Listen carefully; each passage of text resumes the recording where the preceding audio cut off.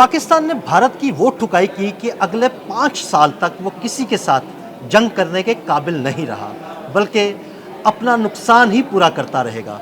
आमिर रज़ा से जानते हैं कि कितना नुकसान हो चुका है भारत का और वो अब जंग के काबिल क्यों नहीं रहा। जी आमिर भाई बताइएगा, पाकिस्तान ने भारत का कितना नुकसान कर दिया कि वो अगले 5 साल तक किसी के साथ जंग करने के काबिल भी नहीं रहा। अच्छा, वैसे उसका फ़ायदा भी किया है। पहली बात तो ये है, पहले फ़ायदा बता देना चाहिए भारतीयों को। इतना स्क्रैप इकट्ठा हो गया है कि अगर उसको वो बेचें बाज़ार में कबाड़ियों के पास, तो मेरा ख्याल है वो लाखों करोड़ों रुपए का तो वही बिकेगा बिल्कुल। लेकिन नुकसान बहुत बड़ा हुआ है उनका। और ये सिर्फ मजाक की बात है, लेकिन भारतीयों का वो पैसा जो गरीब भारतीय और जिनके पास 2 वक्त का खाना नहीं है, उनके खून से निचोड़ा हुआ पैसा जो है मोदी ने अपने जुनून की खातर लुटा दिया। आप इसका अंदाज़ा सिर्फ इसके रॉयटर्स की, मेरी स्टोरी नहीं है, आपकी स्टोरी नहीं है। उन्होंने कहा 2 दिन में जब जंग शुरू की है भारत ने, ड्रोन्स भेजने शुरू किए, उससे लेकर पाकिस्तान के हमले तक 83 बिलियन डॉलर उसकी इकॉनमी में से निकल गया। ये बहुत बड़ी रकम है। इसको आप इस तरह से समझें कि इस वक्त जंग के अंदर कहा जाता है कि उनका सबसे बड़ा नुकसान जो हुआ S-400 का हुआ। S-400 का एक बैटरी, एक सिस्टम जो है वो कितने का है? 1.5 बिलियन डॉलर का, 1.5 अरब डॉलर का है जी। बिल्कुल। 2 बैटरीज हमने तबाह हाँ की, जी। कितने की हुई? 3 अरब 3 डॉलर। अरब और जिसमें से 83 बिलियन डॉलर निकल जाए जिस इकॉनमी में से, उस इकॉनमी का पर्स में क्या रह गया होगा? कुछ भी नहीं। कुछ भी नहीं। अच्छा, ये तो वो नुकसान था जो हमें नज़र आता है। 9 अरब डॉलर लगाए आप जहाज़ों का, जो उनके जहाज़ गिरे हैं, बिल्कुल। उनकी मालियत मैंने नहीं लगाई, चाइना के CCTV की ये रिपोर्ट है कि 9 अरब डॉलर वो हैं जो हवा में पाकिस्तानियों ने मार गिराए। लेकिन बहुत सारे लोगों को नहीं पता कि ब्राह्मोस के जो 2 उनके सप्लाई लाइन डिपोज थे, उनको भी तबाह किया। उनकी मालियत भी अरबों रुपए में है। 2 ब्रिगेड हेडक्वार्टर उड़ाए, बेशुमार एयरपोर्ट, यानी 26 तो एयरपोर्ट्स, वो एयर लाइंस हैं जहाँ से वो जहाज़ उड़ते थे, जिसको स्ट्रिप कहते हैं, एयर स्ट्रिप्स हैं, जिनको तबाह बर्बाद कर दिया गया। ना पठानकोट छोड़ा, ना उड़ी वाला डिपो छोड़ा, ना हमने अभी तो आर्टिलरी वाला जो नुकसान है उनका, वो अलग से है। वो जहाँ से तोप चलाना चाहते थे वहाँ पे मिसाइल जाके गिरता था। ये बहुत बड़ा नुकसान है। अभी इंडिया खुद का लोहा और कबाड़ जो है इकट्ठा कर रहा है। ये मजाक की बात नहीं मैं कर रहा हूँ। श्रीनगर से लेकर पठानकोट तक पाकिस्तान के बॉर्डर के साथ साथ जितनी एयर स्ट्रिप्स हैं जो उनकी डिफेंस की हैं, एयरफोर्स के पास हैं, इंडियन एयरफोर्स के पास हैं, वो सब तबाह हैं।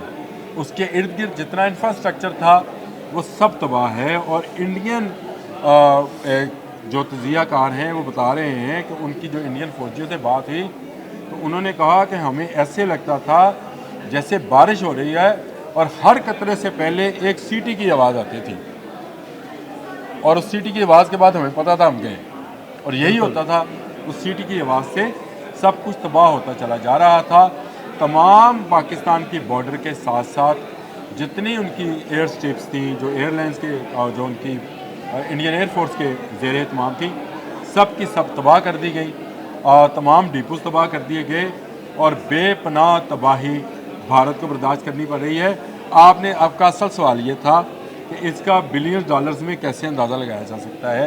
तो इसका अंदाज़ा आप सिर्फ इस बात से लगाएं कि जो मोटी मोटी 4-5 चीज़ें मैंने गिनाई हैं, 100 बिलियन डॉलर तो इन्हीं का बनता है। और बाकी इंफ्रास्ट्रक्चर का अगर चलिए आप 25 अरब भी लगाएं तो इसका मतलब है 125 खरब रुपया जिसमें से निकल जाए, बिलियन डॉलर निकल जाए, वो इकॉनमी, वो मुल्क आगे अगले आने वाले 5 साल 10 साल में कैसे अपने पाँव पे खड़ा हो सकता है।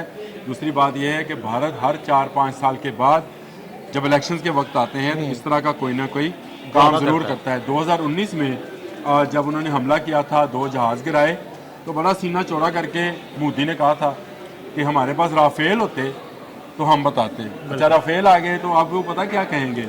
अब वो कहेंगे F-35 आ गए तो हम बताएंगे। लेकिन असल बात वही है जो आज एक बैनुल-अक़वामी वेबसाइट के ऊपर बड़े मज़े से उन्होंने लिखी हुई थी, मैंने क्योंकि वो सुनी है ऑडियो के ऑप्शन के साथ। तो उन्होंने कहा कि ये ऐसे ही है जैसे आप फरारी ले लें और उसको कोई स्कूटर ठोक दे। वाह।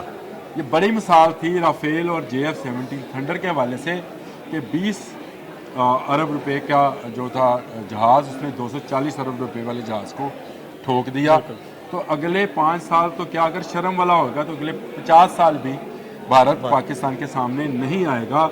लेकिन वहाँ क्योंकि सियासत जो की जाती है वो पाकिस्तान के नाम पे की जाती है, वहाँ पे वोट पाकिस्तान के नाम पे लिया जाता है, बॉलीवुड की फ़िल्म पाकिस्तान के नाम से चलती है, वहाँ की इकॉनमी पाकिस्तान को दिखाकर बनाई जाती है, वहाँ के लोगों को पाकिस्तान से डरा कर रात को सुलाया जाता है कि सो जा बेटा गब्बर आ जाएगा।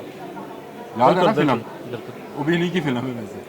अच्छा, ये वो चीज़ है जो कि पाकिस्तान को दिखाकर की जाती है। मेरा ख्याल है कि अगले 5-7 साल तक, जब तक इनके पास F-35 नहीं आता अमेरिका से, उस वक्त तक ये दोबारा अब कोई कोशिश नहीं करेंगे। लेकिन ये भी कोई शर्त नहीं है, क्योंकि इंडियन एयरफोर्स का जो मोराल गिरा हुआ है, जो उसके एयर चीफ ने प्रेस कॉन्फ्रेंस की है, जैसे उनका मुंह लटका हुआ था, मेरा ख्याल है बहुत सारे रिज़ाइन आने वाले हैं भारतीय आर्मी, भारतीय एयरफोर्स और भारतीय बहरिया के अंदर। इस पर अगर आप कहेंगे तो दोबारा आपको किसी अलग व्लॉग में बता दूँ। बहुत शुक्रिया आमिर भाई ने बड़ी तफसील के साथ आपको बता दिया कि अब अगले 5 साल तक, यानी कम से कम 5 साल तक भारत पाकिस्तान की तरफ मैली नज़र से नहीं देख पाएगा। आमिर रज़ा और अदील अहमद को इजाज़त दीजिएगा। अल्लाह हाफ़िज़।